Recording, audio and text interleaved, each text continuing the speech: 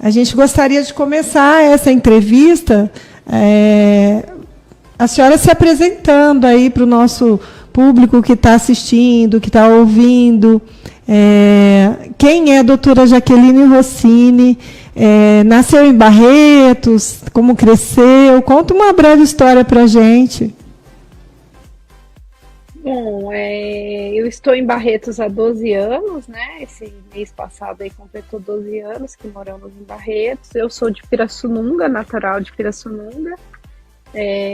Nasci lá, me formei em São Paulo, na Unip, da odontologia. E a gente mudou para Barretos porque o meu esposo veio, né, para o Hospital do Amor. E aqui eu fiz a especialização, né, de ortodontia, eu sou especialista em ortodontia. E assim, terminando a especialização, foi cerca de 3 anos, eu tive a ideia de trazer uma franquia odontológica para Barretos. E em 2016 a gente inaugurou essa franquia. E aí dela e puxou várias outras unidades que veio aí para a região também, né? Então o cirurgião dentista, que é ortodontista, ele consegue avaliar todos esses quesitos para ver se sim vai indicar o aparelho ou não. Claro que hoje, com a nossa estética aí do Brasil, que é aí número 1 dos dentistas, né? Que eu falo que o Brasil inventa mais coisa do que qualquer um país, né? De parte de estética, lente de contato, faceta. Então, muita procura que está vindo hoje é o alinhamento dos dentes para a colocação de faceta. Né? Isso atrapalha, impacta nos relacionamentos pessoais e profissionais sociais? As pessoas prestam muita atenção e falam, vai cuidar desses dentes, né? Existe ainda esse... o pessoal acha isso? Olha, eu não sei se por a gente estar na saúde, eu acredito que hoje a gente acaba olhando muito isso. Eu falo que o sorriso é o cartão de visita da pessoa, né? O sorriso é aquele primeiro impacto que você vê ali a pessoa e um dente, lógico que bonito, um dente alinhado, um sorriso branco. É claro que a pessoa se torna muito mais, como a gente fala, harmônico, né? Fica mais bonito, mais apresentável. Então, assim, muita procura de paciente, às vezes que começa a trabalhar com o público, às vezes trabalhava interno, ficava mais sozinho, ele começa a procurar a estética, a odontologia para conseguir, às vezes, estar nesse ambiente com o público, porque ele tem vergonha, né? Ele sente, não sorri, muitos pacientes não sorriem para não mostrar o dente, começa a alinhar, começa a ficar bonito, eles começam a sorrir mais. Você vê até no próprio momento que a gente chama ali o paciente na sala da recepção mesmo, né? Tem paciente que vem todo tímido no começo, aí, de repente, corta o cabelo, começa a sorrir mais, a mulher começa a passar maquiagem, passar batom. Então, eu falo que é a transformação da autoestima, né? Doutora, tem uma pergunta aqui dos nossa, gente! Dos ouvintes, né? Do nossos... mais fácil, que está do outro lado do Facebook, da Aparecida Lopes. Boa noite, doutora. Deixa eu te perguntar, fazer bocejo com água oxigenada volume 10, clareia os dentes? Não, geralmente o bochecho com água oxigenada a gente indica para paciente que tem problema periodontal, tá? Problema periodontal é pacientes que têm tártaro em volta do dente há muito tempo, e esse tártaro, quando ele é removido, essa gengiva ela fica solta do dente, tá? Esse tártaro ele tem o poder de entrar dentro da gengiva e descolar a gengiva do dente. Então, isso chama uma bolsa periodontal. Tem bolsa que é mais superficial e tem bolsa que chega até a raiz do dente, tá? Esse tema tão peculiar, ou esse tema tão comentado nos dias, e principalmente depois das catástrofes que está acontecendo lá no Rio Grande do Sul, né? Deixa eu me apresentar, lógico, né? Meu nome é Laís, sou formada faz 12 anos em Ciências Biológicas. Atuei já em algumas áreas, em análises clínicas também. E depois, no ano da minha formação, acabei já sendo empresária, né? Abri uma empresa. E é engraçado que a gente abriu uma empresa de recuperação de rodas de tratores, enfim. E desde o comecinho, quando a gente fala em recuperação, a gente já está falando da parte de sustentabilidade, né, da parte ambiental. É muito engraçado que as pessoas acham sinônimo a palavra de em questão de preservação, em questão de conservação ambiental. E é engraçado que elas são palavras totalmente distintas. A preservação significa algo que o ser humano não pode estar presente. Então, quando a gente fala que algo está sendo preservado, não pode ter a intervenção do ser humano. Quando nós falamos em conservação ambiental, significa assim, você pode ter o contato com a natureza, com a parte ambiental, em troca, você não agride ela, né? Então, eu falo assim, a natureza ela não é ruim, pelo contrário. Ela olha, você bate nela e você dá uma florzinha, literalmente, ela fala assim, é isso que eu gosto de falar para as crianças, né? Ele me deu uma florzinha, eu vou deixar ele ainda me bater porque ele ainda é um amorzinho para mim. Então, assim, é uma resposta que ela vai dando, que ela só dá quando tem uma coisa assim. Faz tempo que o ser humano não está fazendo nada por ela. Ela ainda está tentando sobreviver, né? Nós estamos pondo agora mudas de flores, as crianças vão lá, vão plantar nesses pneus, vão pintar, ter contato com a terra, tudo isso, gente, gratuitamente. E é até bom para o desenvolvimento das crianças. Porque a parte prática é a melhor que tem, né? Nossa, é uma delícia, e querendo ou não, né? Uma fase de 5, 6 anos, a gente lembra de tanta coisa. Exemplo do adulto dá valor para isso, né? A criança também absorve. Porque parece que não, eu falei brincando, né? Eu comi um trem 24 folhas. É sério, a criança lembra de muita coisa. Hoje nós estamos aqui com uma inspiradora, que é a Cláudia Teixeira Arroio, que ela é coordenadora das pós-graduações do setor de pesquisa e extensão da Unifafib.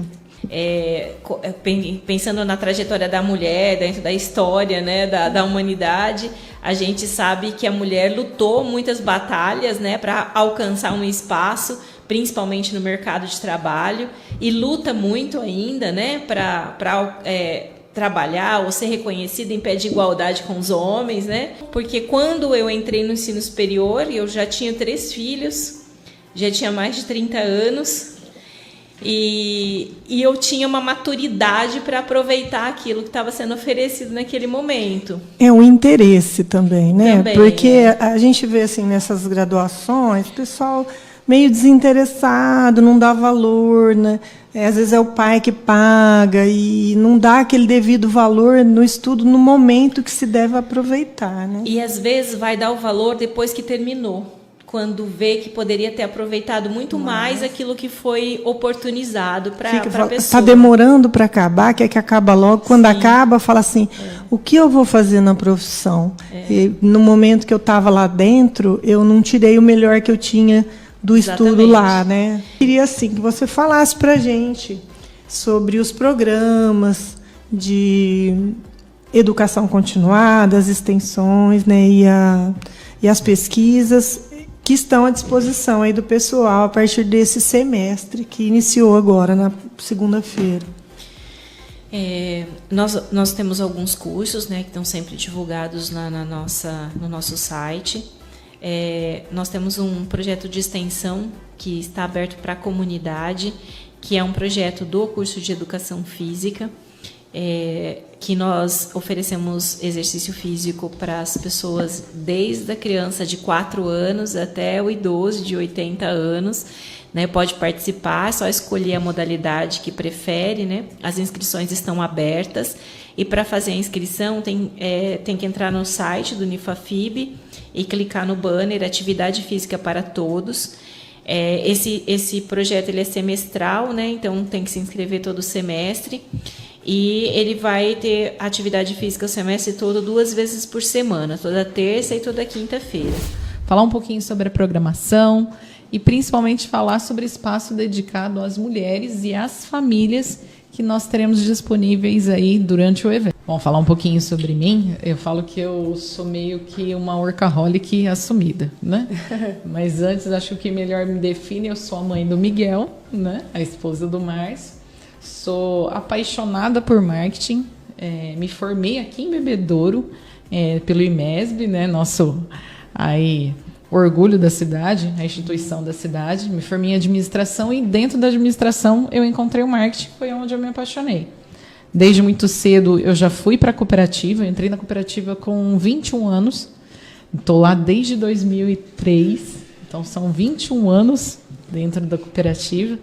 E antes de eu falar um pouquinho sobre minha história na cooperativa, também sou professora de marketing, né? E a gente entende como a Cooper Citrus Expo sendo uma feira que traz muito retorno para a cidade, né?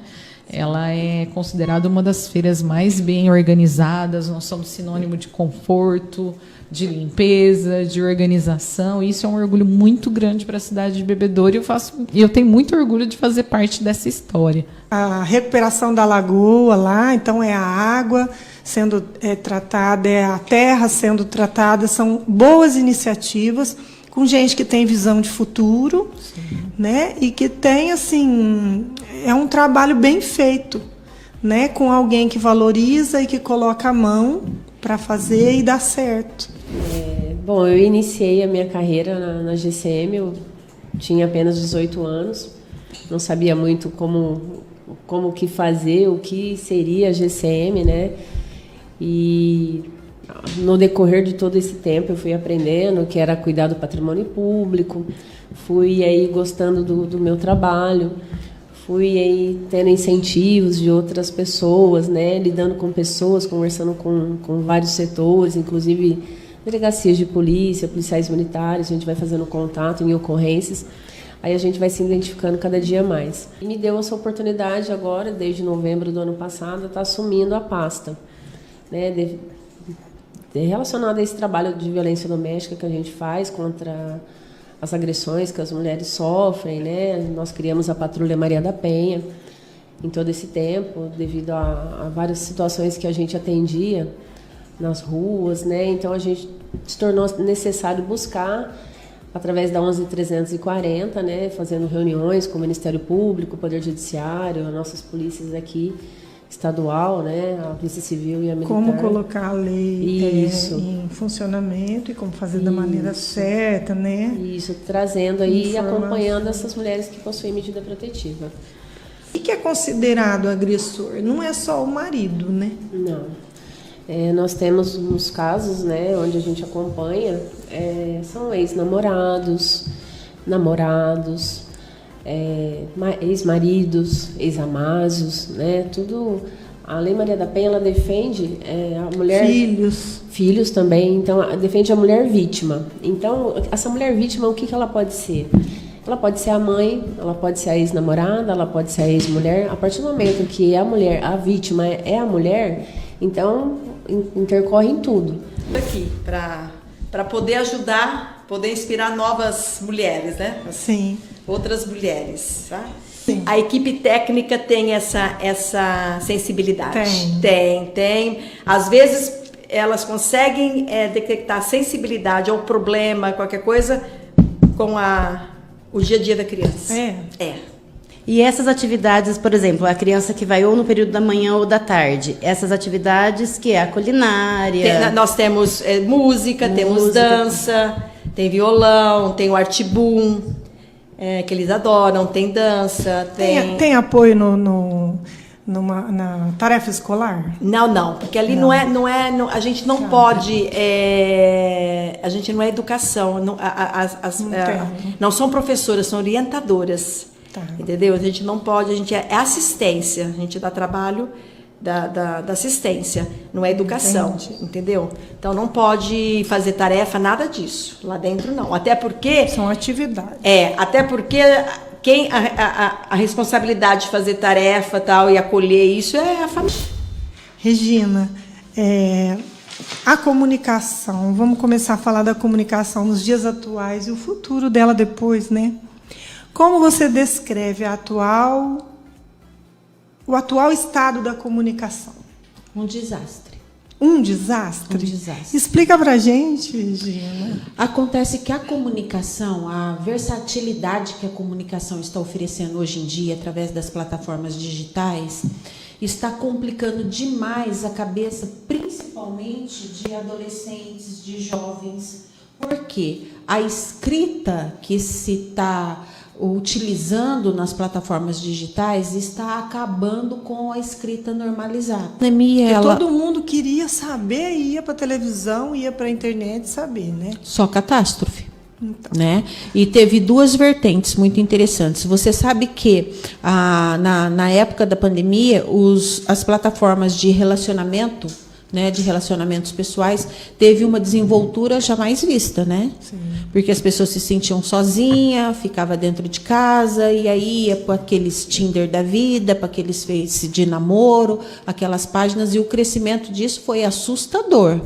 Foi uma coisa assim para você ver como que as pessoas estão, na verdade, como as pessoas estão carentes, estão se sentindo solitárias, sozinhas, e esse é o principal perigo que fica, né, aí numa internet totalmente aberta e sem nenhuma, digamos assim, com poucas regras, né, para se acessar essa internet. Isso é um perigo. Ela acelerou, acho que, a digitalização, né, a pandemia, e na realidade a pandemia trouxe assim, a pessoa teve que vir para casa e ela teve que ficar mais tempo com ela mesma e com as pessoas com quem ela convive. Os streamings, por exemplo, foi um sucesso, né? Foi. E, por exemplo, muita gente teve muitos divórcios, muitas separações, porque as pessoas ficavam juntas, às vezes, porque durante o dia estavam separadas, cada uma no seu trabalho, trabalhando. Aí tiveram que ficar na mesma casa, onde surgem mais desentendimentos, as pessoas não relevam nada hoje nos relacionamentos, né? Não se pratica o entendimento, o perdão, não se pratica nada disso dentro dos relacionamentos, hoje em dia. A criança, ela não entende muitas vezes as explicações, mas ela entende muitas vezes os exemplos. Então, o exemplo na frente de uma criança, aquela mania de achar, pode falar que não entende nada. Eu estou vendo aqui, mas a criança não está entendendo nada. É o maior erro que existe. A espiritualidade, as pessoas também confundem com religião. Quando a gente fala espiritualidade, você já relaciona com espiritismo ou com coisas, né?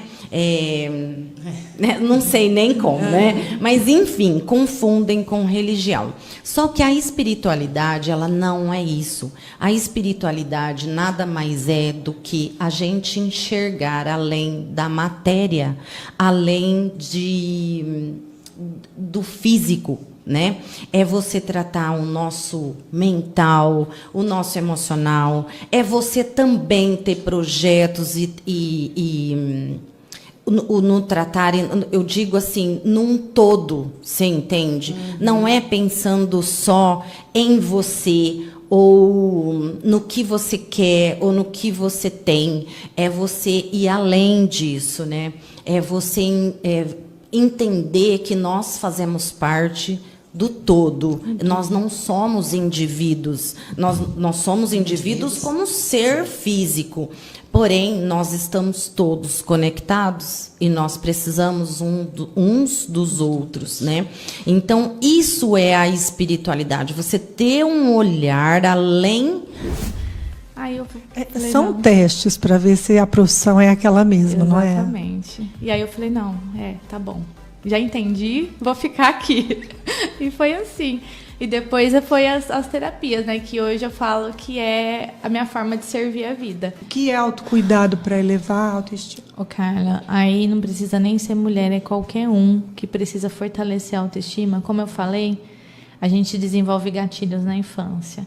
Então, a primeira coisa que eu tenho que fazer é começar a acolher minha criança.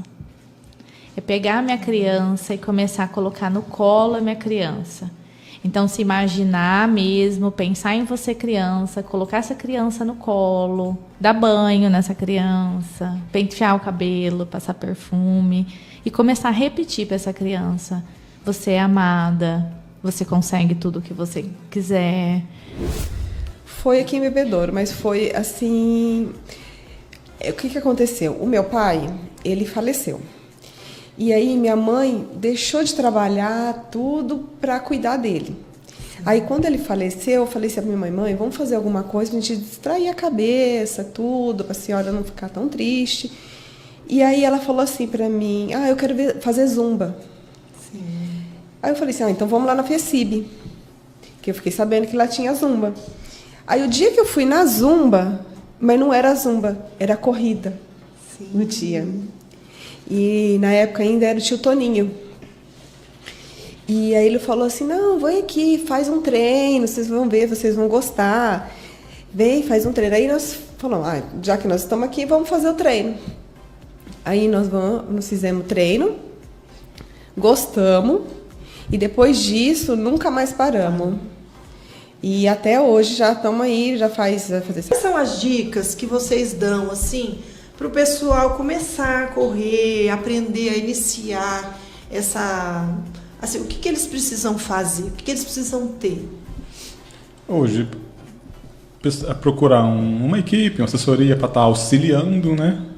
Aí o primeiro ponto seria... Precisa de uniforme, de tênis específico? Uma roupa mais leve, mais adequada, né? Uma roupa que depois que o suor começa a pesar no corpo, uma roupa mais leve, né? Própria para atividade física, vamos dizer assim. Para atletismo. Um tênis com bom amortecimento, para não depois ter problema de joelho, quadril, dor no joelho. Hidratação, como funciona? Água principal. Tipo assim, a água depende do treinamento em si. Né? Depende, se é uma pessoa ali que tá começando, vai depender da atividade que ela vai fazer. Se ela, sempre é bom ali de repente hoje é a moda, né? Usar short com bolso, né? Para poder pôr água, né? Uma garrafinha. Então tá ali, tipo assim, tá correndo, tá caminhando, deu sede, já molha a boca e não esperar acabar o treino para depois ir lá na casa ou, né? Pegar para beber água. E sim, tá sempre acompanhando o dia a dia, né? Nossa, eu acho que foi um pouquinho de tudo. Né? Eu acho que em alguns caiu um pouco de paraquedas, mas também fui convidada. Tive a oportunidade de conhecer a Artsol ainda na faculdade. Eu fiz estágio, né, na Artsol. E lá eu pude conhecer um pouco do projeto. E aí tive a sorte de receber o convite para estar trabalhando lá. E aí, então, como que é feita toda essa inserção desse público, né? Existe uma triagem? Existe uma triagem que é feita, que a gente chama de equipe técnica, que são a assistente social e psicóloga. Então, elas fazem toda uma triagem para entender aquela dinâmica daquela família, daquela criança, e se existe ali alguma vulnerabilidade social. Existindo, a gente identificando aquilo, aí tendo a vaga, porque eu acho que a questão da vaga hoje é um dos maiores desafios que a gente enfrenta, porque a demanda é muito grande, principalmente depois da pandemia.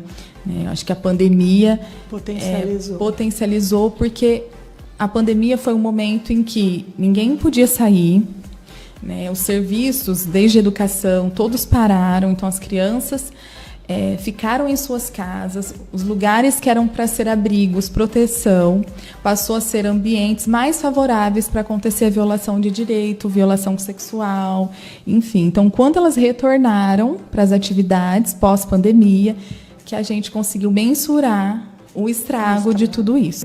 Tem estratégias de engajamento de mulheres, de convidar essas mulheres para participar dessas causas sociais, dessas campanhas? Sim, a gente... eu posso dizer que, no início, a gente construiu, na verdade, um novo grupo, né, de voluntariados, de mulheres que atuam. Não foi fácil, não vou dizer que foi algo fácil. A gente ainda está em construção, né, de fazer a pessoa entender e despertar na pessoa esse propósito também, né, que é como eu coloquei, de fazer a pessoa enxergar com o meu olhar, assim, com o nosso olhar que já está lá dentro, vivenciando ali na prática, e motivá-la né, a estar lá ou a ter alguma iniciativa dentro desse contexto, nesse ramo. Não pode ir a semana toda, vai um dia só. Isso. E né? Vai conhecer. A gente tem voluntárias, a gente fez recentemente uma campanha, que é a nossa campanha da feijoada. Então, assim... Estava deliciosa. Tava muito boa mesmo, né? E aí... Então, assim, desde a pessoa que faz a feijoada, né, até a pessoa que ajudou a gente a embalar, foi pessoas voluntárias, né?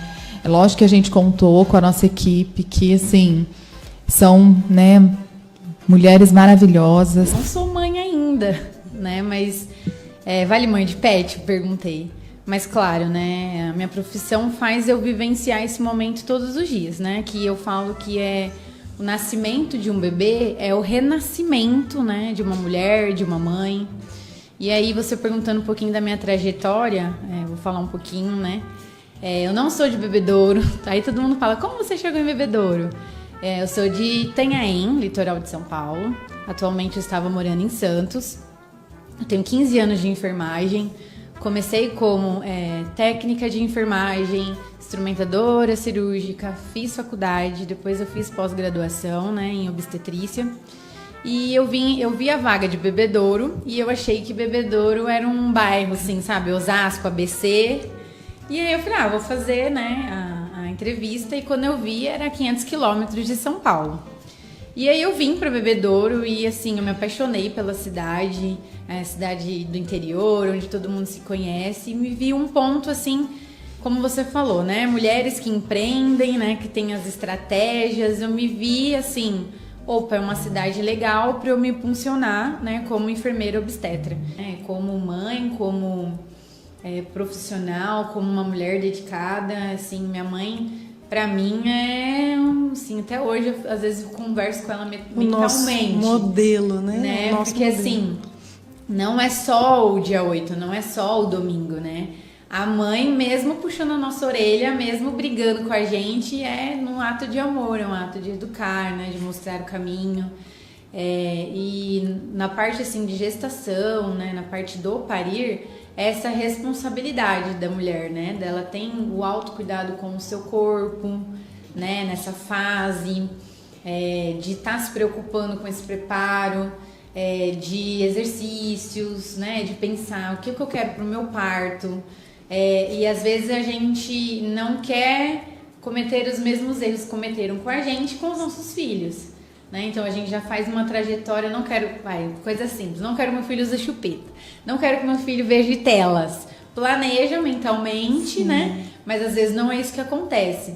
Mas assim, quando eu vou visitar as pacientes no puerpério, que acho que é uma taxa, assim, de hormônio, a mulher tá super chorosa, o bebê ainda não tá dormindo direito, ela fica sem dormir, privação de sono, eu falo, calma, mesmo você errando, você tá tentando acertar.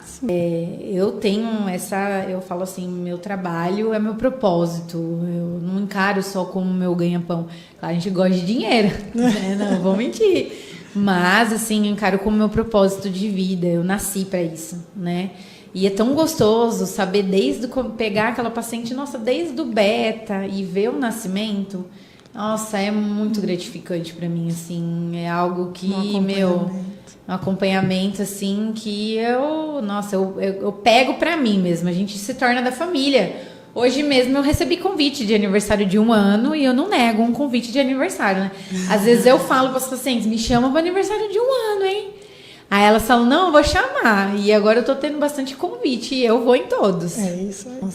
Eu vi e aí eu falava assim, eu quero convidar, eu quero chamar ela para vir aqui. Tem muita gente boa que a gente quer chamar, quer convidar para vir. Eu já estou convidando muitas pessoas e elas já sabem que vamos só agendar as quartas-feiras, né? No nosso calendário aqui.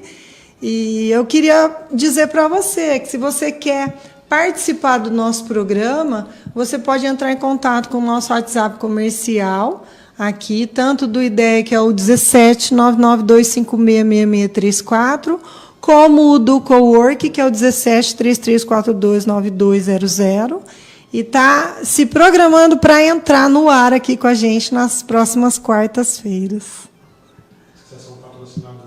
E se quiser ser um patrocinador nosso também, sua marca vai estar aqui, a gente vai divulgar com muito amor e carinho o que você quer transmitir, a sua imagem, né, o seu trabalho, o seu produto, o seu serviço. A gente vai divulgar aqui e falar aquele textinho que você quer, convidando as clientes, as mulheres daqui para frequentar e te prestigiar lá no seu ambiente de trabalho. A história do Mulheres que Inspiram de hoje é a doutora Mari Rossi. Se a gente puder inspirar, se a gente puder conectar, é para isso que estamos presentes, né? Não está no GC, gente, mas ela é influencer nas redes sociais também, com um número considerável de seguidores. Sim. O arroba dela é o arroba... By Mari Rossi, BY Mari Rossi, tudo junto. BY Mari Rossi. Sigam lá, eu sigo já faz um bom tempo. É muito enriquecedor. Todo o material, todo o conteúdo que ela apresenta lá. Um pouquinho de vida pessoal, vida profissional, moda. Tem muita coisa boa lá. O que levou a doutora a escolher a medicina e especificamente a otorrinolaringologia como especialidade? Tá. A medicina, assim, é uma coisa que veio desde a infância. Então, foi uma escolha a partir dos meus 3 anos de idade, que eu me lembro. Então, não vou saber falar muito sobre, eu acredito que seja bem um chamado, um dom, né? Um propósito mesmo, porque desde pequenininha eu sempre pensei em fazer medicina. Transitei, né, pela carreira de professor, arquiteto, que eu gosto muito, né, de coisas organizadas e planejar. Sim, mas a medicina sempre foi aquela escolha certeira e é isso que eu quero para mim. Não tive nenhuma dúvida. Eu prestei a prova de título e na outra semana eu já estava aqui. Eu dei muito plantão, né, e no hospital de urgência. E então eu já comecei a trabalhar, inclusive enquanto eu fazia residência, eu já vinha para cá dar plantão. E fui conhecendo os pacientes me conhecendo.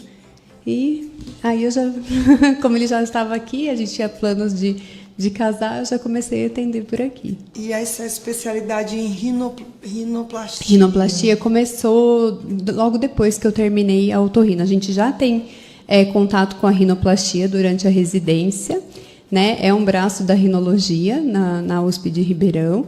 Só que aí depois eu fiz uma pós em cirurgia estética facial como um todo, né? Todas as áreas da face. E então cirurgia plástica facial, mas eu quis me especializar mais em rinoplastia. Às vezes parece um muro, mas é um degrau, né? Por exemplo, todo dia ruim vai ser seguido de um dia melhor, né? Sim. Não pode perder a esperança, ter sempre uma visão uma visão de futuro mais próspera, mais feliz, mais é difícil, aberta, né? É difícil. Não é fácil introduzir esse conceito assim para todo mundo, né? Pessoas que têm perdas importantes, tanto financeiras quanto de entes queridos, sofrem bastante, né? É um luto diferente, exatamente, né? Mais pesado. Mas a gente precisa enxergar aquela luz no fim do túnel, ressignificando as coisas, né? Que isso quer me ensinar. Né? Tem Exatamente. uma frase que fala: se você sempre tem os mesmos resultados, você tem que mudar o modo de se evoluir. A gente enxerga assim na filosofia também a vida como uma espiral. Então você vai realmente permear coisas que você já passou. Sim. Mas com mais experiência, então você vai tomar decisões melhores. Santa maturidade. Né? Hoje eu estava pensando no banho. E eu fiquei pensando numa coisa que está acontecendo, né? Justamente pensando na familiar e tudo. Eu falei, santa maturidade, porque assim ela nos traz assim uma coisa que a gente, isso não é necessário, isso não é meu, da minha. Porque a gente tem que ver. Porque, esse pensamento é meu ou não, né? Sim, porque assim, por exemplo, a família, né? Quando a gente fala família, a gente tem aquela.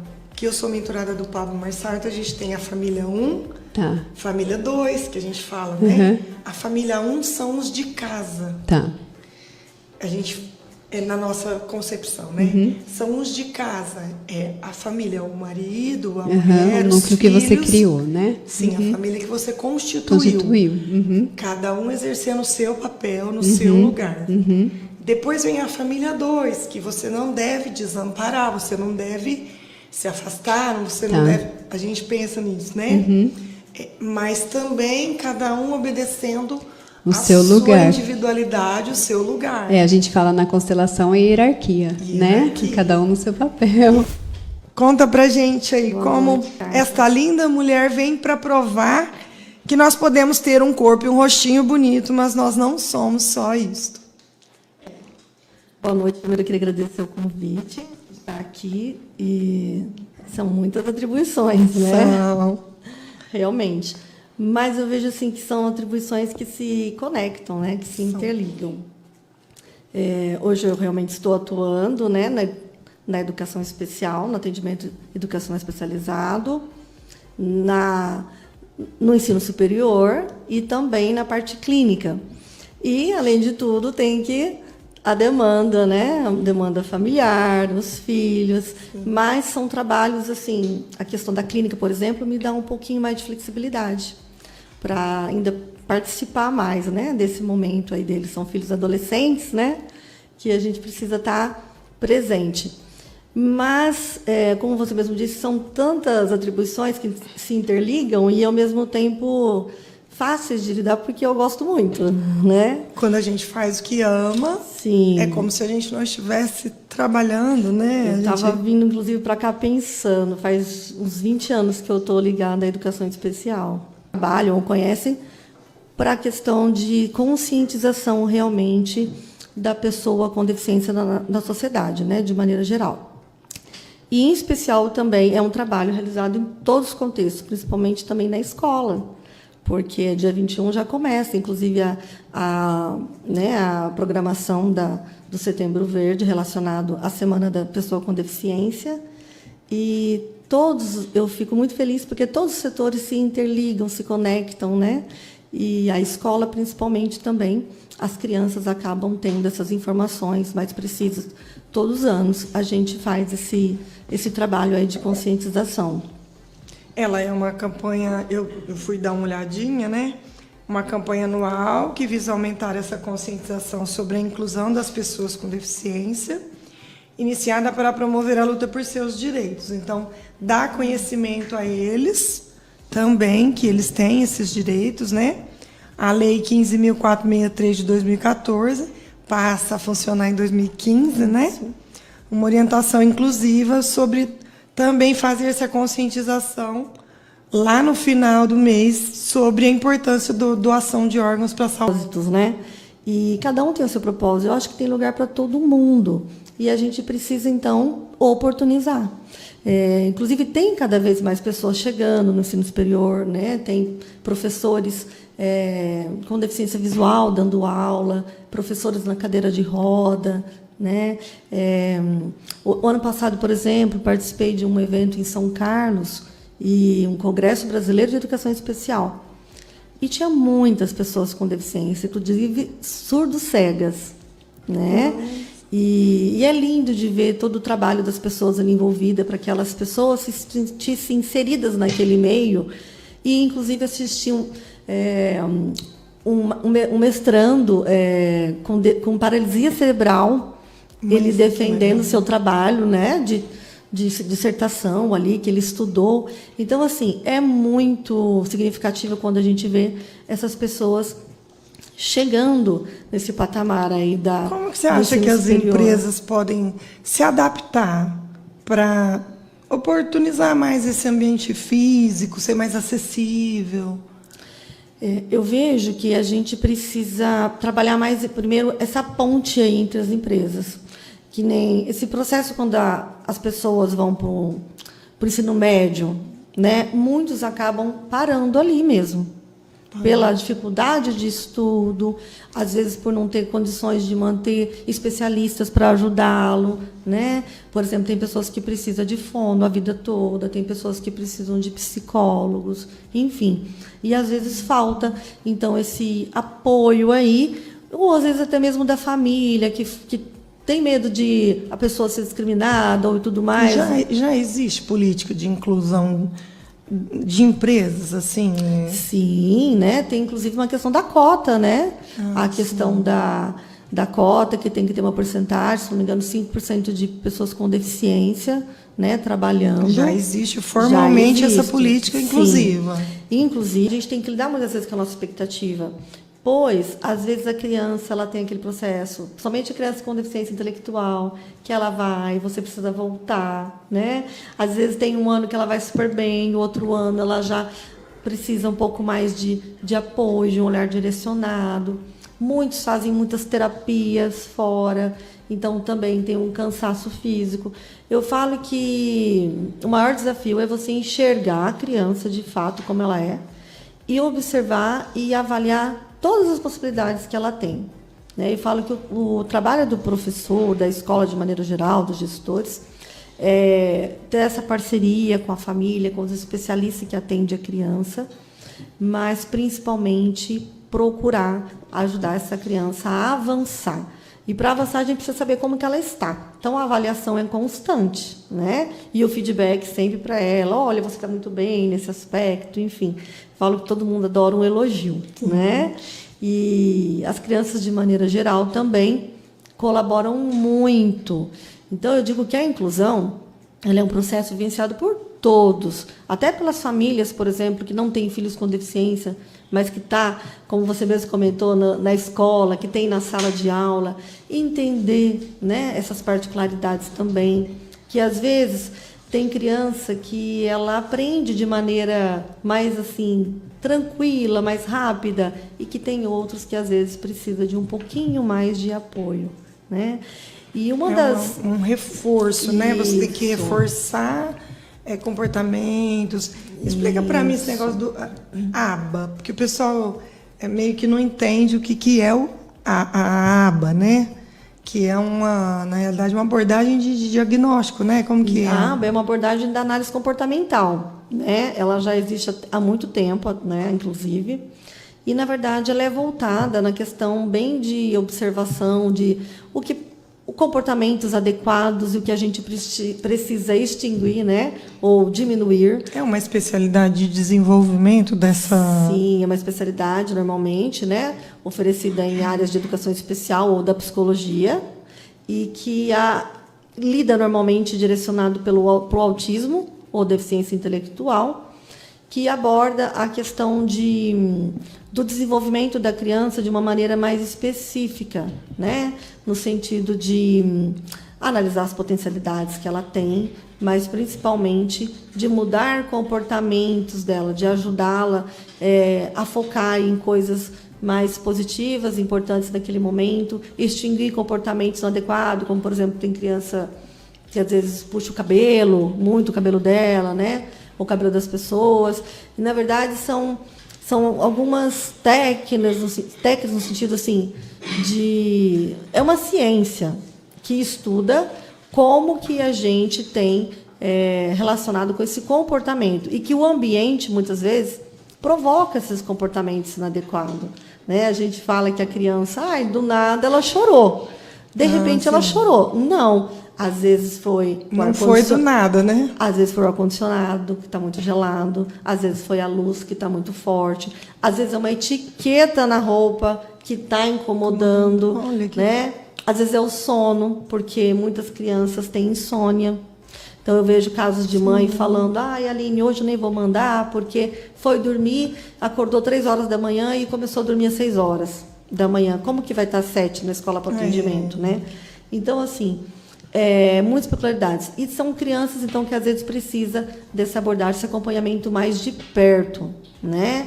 Uma questão de rotina organizada, questão de etapas do que ela vai aprender. As coisas são assim, um pouco passo a passo, né? Então, por exemplo, às vezes eu quero que uma criança aprenda a ler e escrever. A mãe fica ansiosa, por exemplo, né? Uma criança com autismo. E às vezes a gente fala, mãe, calma, a gente primeiro precisa que a criança aprenda a sentar. Sim. Às vezes a gente precisa que a criança prioridades para a criança, né? A olhar para mim, né, a entender e reconhecer os objetos perto dela.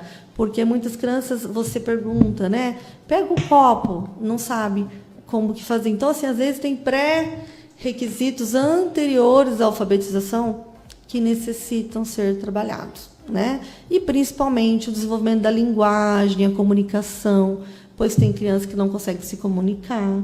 Então, também a gente utiliza o método de utilizar figuras, né, imagens representativas do que ela quer, uma pauta de rotina do dia a dia dela. Então, assim, são crianças que hoje em dia eu fico muito feliz. São mais lúdicas. Que tem muito apoio. Sim, tudo é sempre centrado muito na questão do interesse da criança. Por exemplo, depois você vai modificando, mas se uma criança gosta de carrinhos, como você vai construir esse vínculo dela? Você vai, muitas vezes, utilizar esse interesse dela. Então, você vai fazer atividades relacionadas a carrinhos, nome de carro diferente.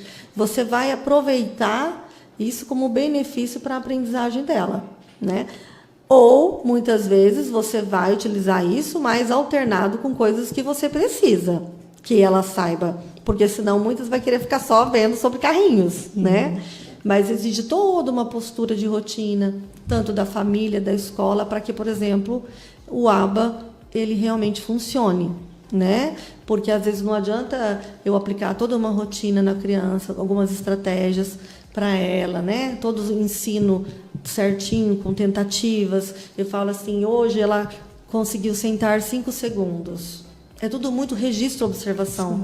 Amanhã ela conseguiu sentar 10 segundos. Opa, no meio do ano ela já está sentando em uma aula de 50 minutos. É tudo muito organizado, né? Eu falo que é ensino por ensino, né? São procedimentos que a gente vai trabalhando com a criança.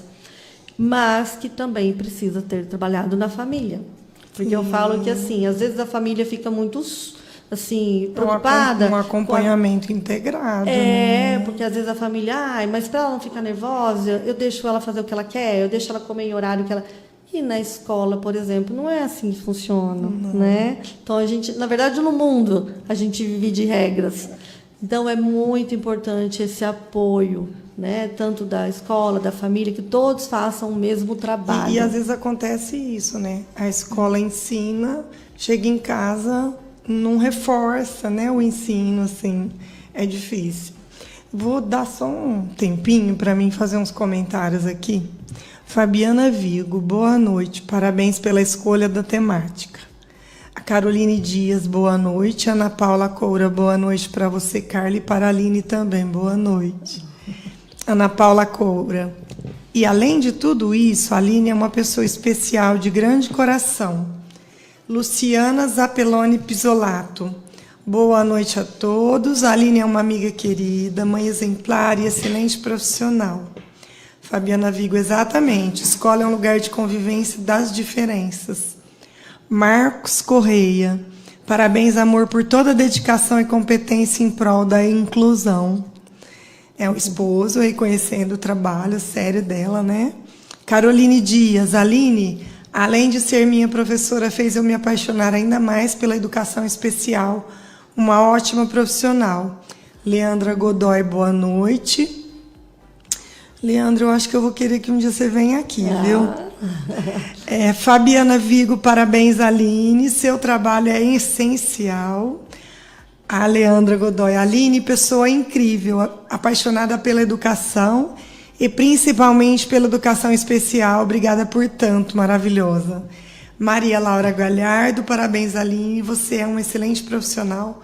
Muito embora com a equipe docente, né, que ministra essas aulas, assim, você traz alguma coisa do aluno para os docentes? Sim, a gente faz tem esse intermédio? A gente tem o canal do Fale com o Mediador. Porque, assim, os professores da Unicesumar, eles são mestres e doutores de todo o Brasil, né? Não são únicos exclusivamente por cada polo. Mas a gente tem, dentro do nosso portal, a gente tem esse Fale com o Mediador. Aí a gente sempre orienta, pega toda a sua dúvida acadêmica que você não conseguiu suprir na sua aula e manda para o seu mediador, porque ele, dentro da disciplina, porque, como eu falo para os alunos, são muitos cursos. O que a gente consegue conciliar, uma disciplina que a gente consegue ajudar, outra a gente até tira dúvida. Principais desafios assim que a senhora enfrentou para colocar o polo em funcionamento mesmo, assim. Teve a fase de procurar o local, né? Como que é? Na verdade, nós já somos FISC. Ah, sim. Então, nós aproveitamos aquilo que a gente já tinha e adequamos para a universidade. Sim. Então, a gente já tinha tudo que praticamente organizado, nós só remodelamos algumas áreas e colocamos. Mas, de início, como é uma marca que vem de Maringá, que ninguém conhecia, então foi um trabalho de colocar a marca, da marca ficar conhecida, de mostrar o diferencial que ela tem, para poder chegar no ponto que a gente está chegando agora, com o número de alunos que a gente tem. A gente está chegando a quase 300 alunos nós temos. Bom. Então, para chegar nisso, foi assim, um trabalho de colocar a marca, de pessoal conhecer. Quando a gente se conhece, né? E a gente não é amiga de infância. As pessoas ficam assim chocadas de saber que a gente se conheceu já adultas, né? Na vida adulta, no ambiente da escola, ambas prestando serviço para a prefeitura municipal, dando aula na educação infantil, e a gente foi se conhecendo, se encontrando, né?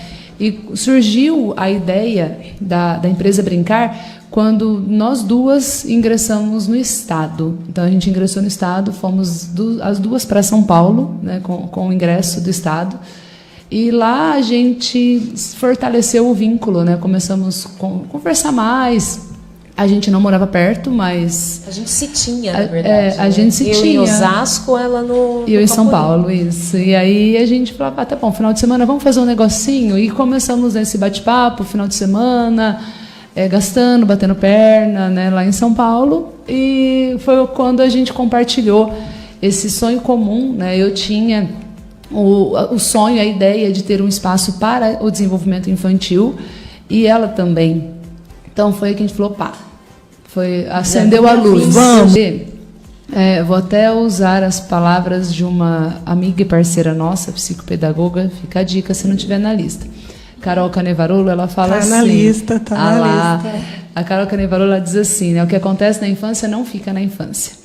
E dentro, né, da área da psicomotricidade, pensando no Brincar, imagina, você vai construir uma casa, você começa por onde?